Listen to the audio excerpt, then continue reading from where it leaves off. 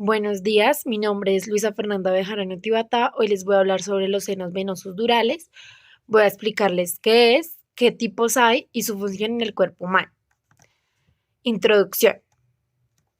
Los meninges son las membranas que recubren y protegen el sistema nervioso, forman pliegues, tabiques y definen espacios, como el epidural, por fuera de la dura madre, los senos venosos entre las dos capas de dura madre, el supraracnoideo y las cisternas, ubicada entre el aracnoides y la pía madre. ¿Qué son? Los senos son espacios venosos que drenan la sangre del cerebro y los huesos del cráneo.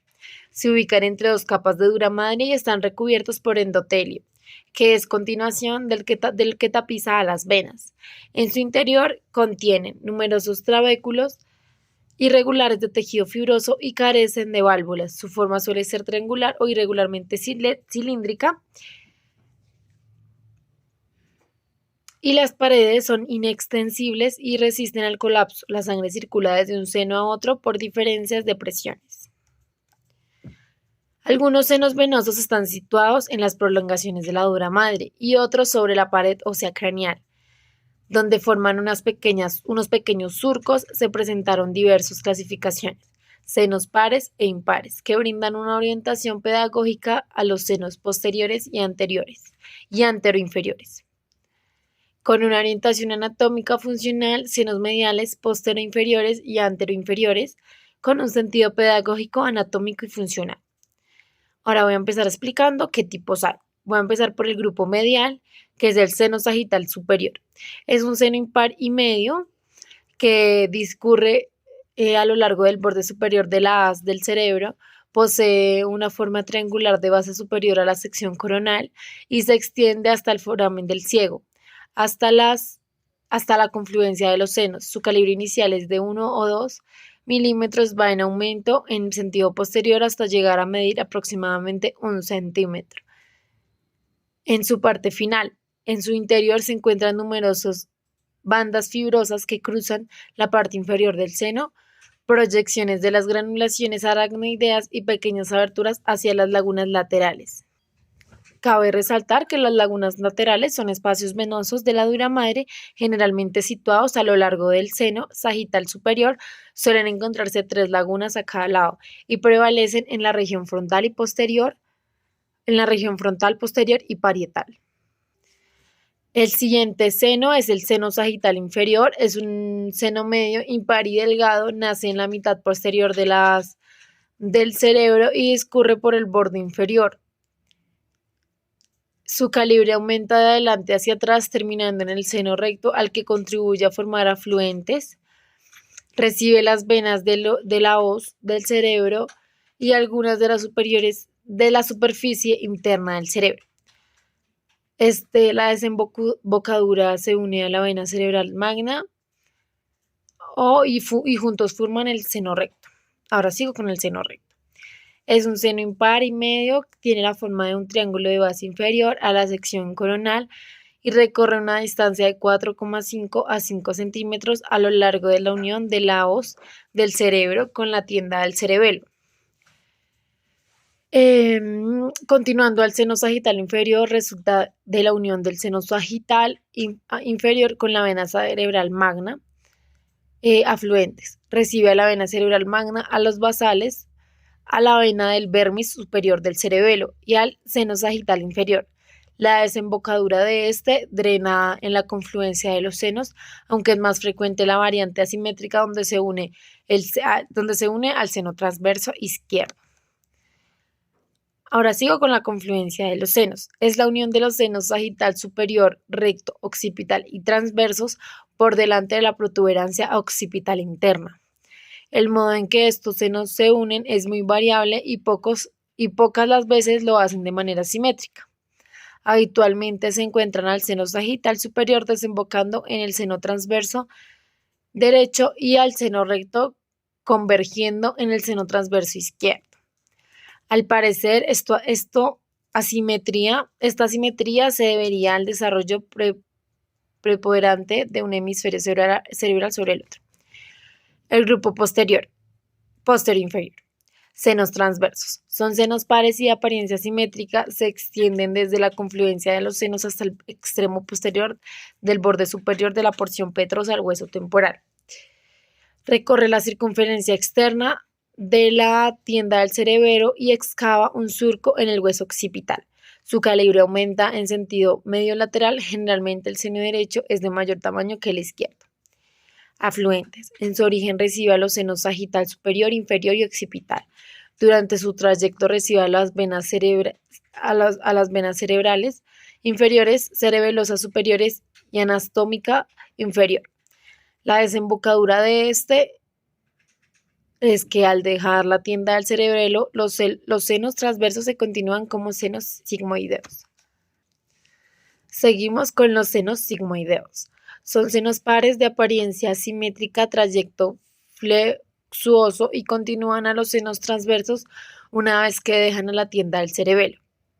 Su primera parte o mastoidea ocupa el externo posterior de la porción petrosa del hueso temporal. Allí el seno se acoda y desciende oblicuamente en dirección anterior, medial e inferior. La segunda porción o yugular es la parte del seno que llega a la base de la porción petrosa al hueso temporal, toma una dirección hacia adelante, arriba y dentro y se continúa con la vena yugular interna.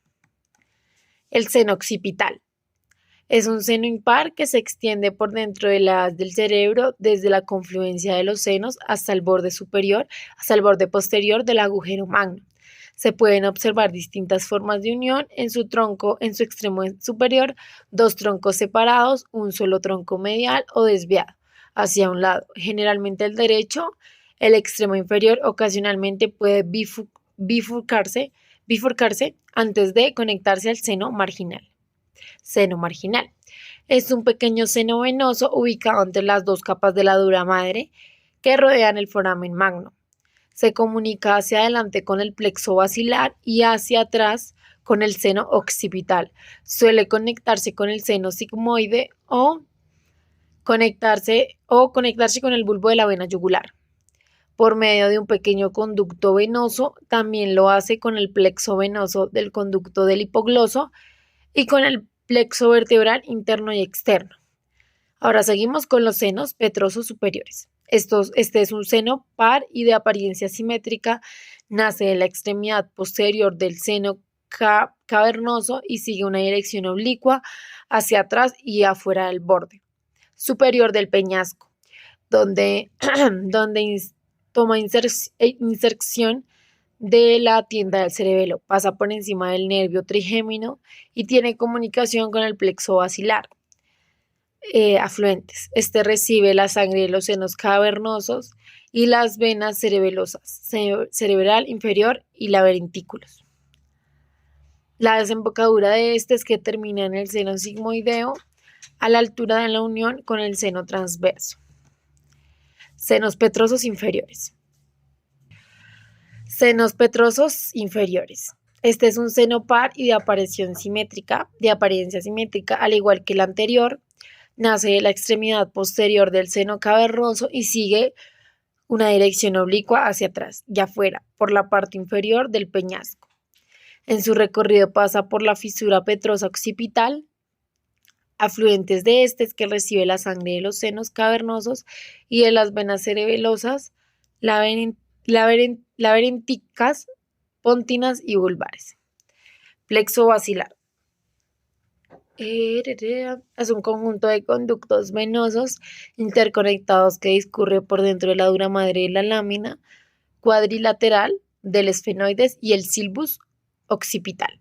Afluentes, recibe sangre del seno marginal y de los orígenes de los senos petrosos, superior e inferior. Desembocadura termina en la extremidad posterior del seno cavernoso. Ahí podemos ver la imagen.